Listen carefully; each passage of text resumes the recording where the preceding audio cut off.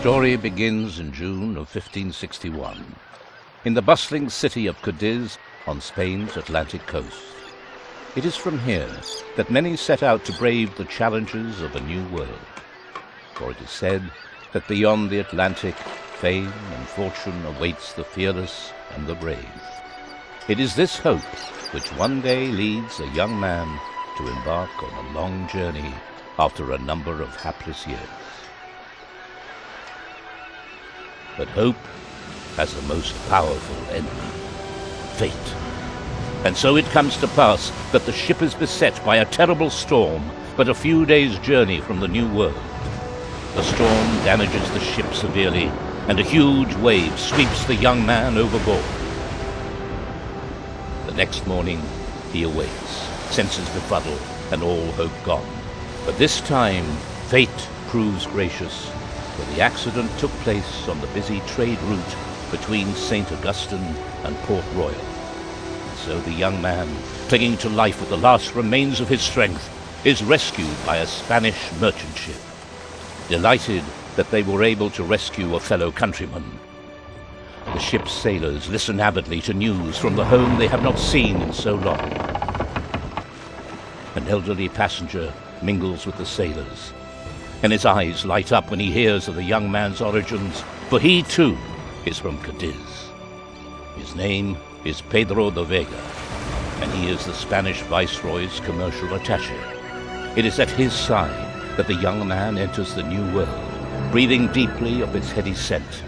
Here, his dream of a better life will be fulfilled.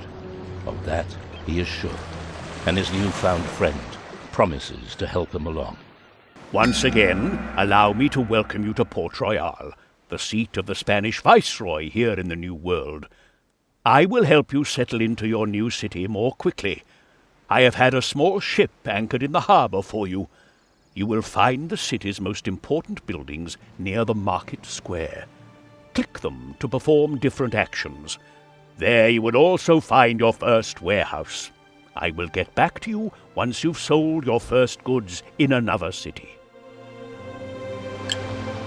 Welcome to Port Royale. This is your hometown for now, in which you already even own a warehouse. You can adjust the level of magnification and the camera angle at will. The city view shows all of the buildings in the city. These include action buildings, homes, and businesses. At first, the action buildings are most important for you. They are always in the center of town. You can enter them to perform certain actions, such as here in the dock, the most important building. This is where all of the trading for the entire city is done. If you have a convoy in port, you can select it directly. This displays data on the convoy on the right. Note, convoys consist of one or more ships and have a captain. More on that later. To send your convoy out, you must first leave town and go to the nautical chart. Here all the cities you know are shown. You can adjust the area shown and zoom level just the same as in the city. Select a destination city for your convoy, and then select Send Convoy Here. Now you can see which route your convoy will take.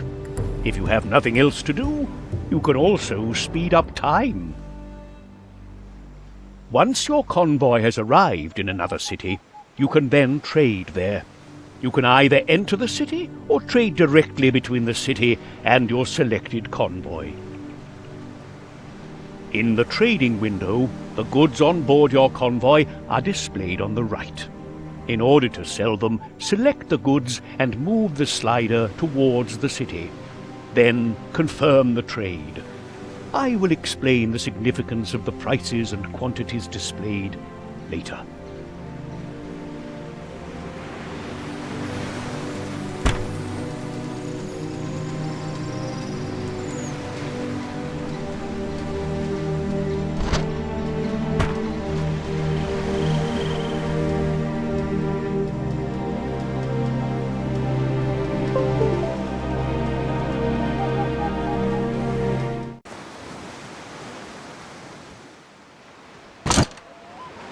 I salute you and wish you continued success and prosperity.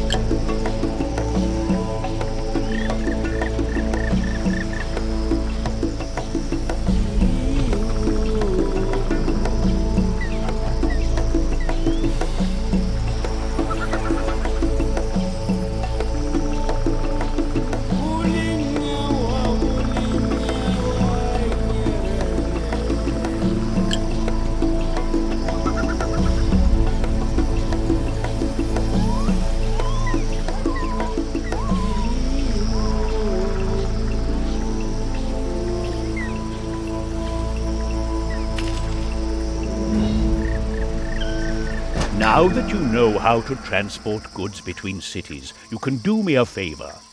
Please send your convoy to Port-au-Prince and buy 100 barrels of sugar. We need this sugar here in Port Royal for rum. I now want to tell you more about products and prices. Most importantly, there are 20 different commodities, and each commodity is required in every city. But any one city can only produce a maximum of 5. The commodities must therefore be traded between cities. Most of this is done by the many traders you meet at sea. When a city produces a commodity, they usually also end up with surpluses, which you can buy cheap. If you then sell them somewhere where that same commodity is scarce, you will receive a much higher price. In the beginning, these trading profits will be your main source of income. In the trading window, those commodities which can be produced in the city are marked. The current stock of the commodities will also be displayed. Remember, only buy when 2 or more bars are showing, and only sell at less than 2 bars. For example, Port-au-Prince produces sugar, and therefore often has a large amount left over for export. If you buy this product now, the displayed price per barrel may change, because the more goods you buy, the scarcer that commodity is in the city. This can lead to the price rising sharply, because it is always subject to the law of supply and demand. So always watch both the price and the stock of any given commodity. Although Port Royal produces no sugar, it does need some for its citizens and rum production. And indeed, the price of sugar is actually higher than the average price paid. Of course, the law of supply and demand also applies when selling a product. Therefore, the price of a given commodity may drop when selling, so always watch both the selling price and the stock of the commodity traded before you confirm the trade. Incidentally, if a city is lacking too many commodities, its citizens will become dissatisfied. You can view the current satisfaction in the city information. It is also influenced by events. This is also where your popularity in the city is displayed. Selling scarce goods helps to raise it.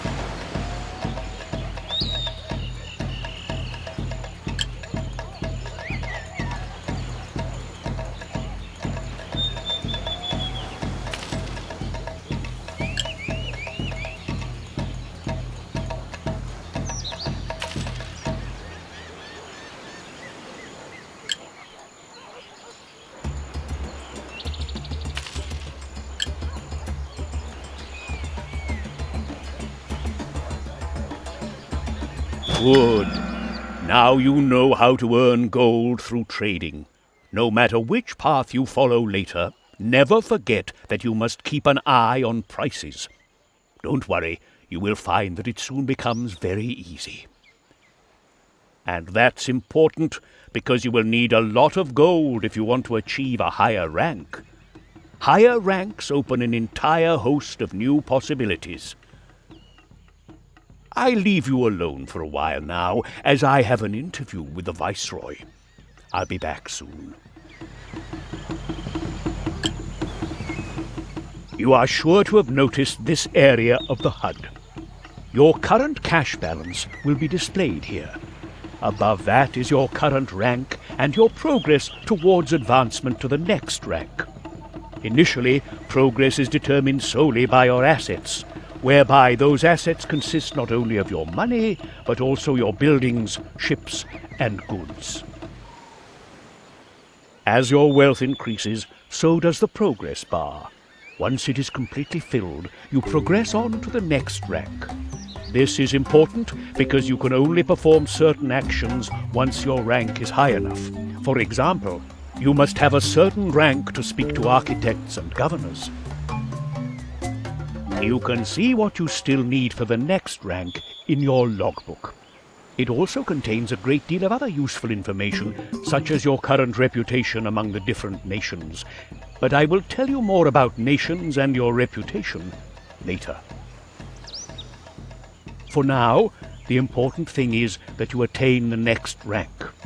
In the beginning, it will be easiest for you to do so by trading. An example: Port Royale produces rum, for which they require sugar, while Port-au-Prince produces sugar, but no rum. Santiago could use both, and has wood to offer. This is ideal for a small three-legged trade.